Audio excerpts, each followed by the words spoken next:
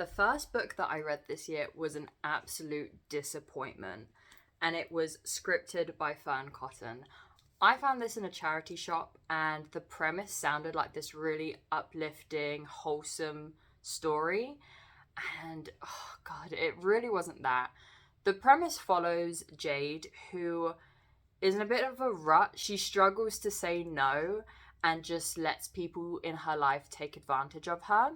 And one day, when she's on a run, she finds this script that ends up depicting a scene that is later on in her life. And she keeps finding these scripts of moments where she should be saying no, but she ends up saying yes. Throughout this whole book, you're waiting for her to develop as a character, and it takes forever for that to happen. Jade as a character is so frustrating and so annoying because she is so spineless. And I'm not saying your main characters shouldn't have flaws, because they should, but to the point where it makes me angry reading this book because it's not realistic was really frustrating to read.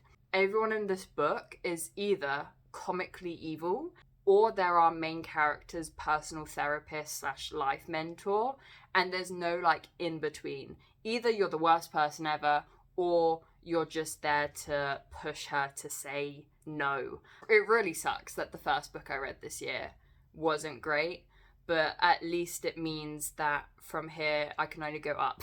I ended up rating this 2 stars, and I'm gonna give it back to the charity shop because I'm not gonna reread this.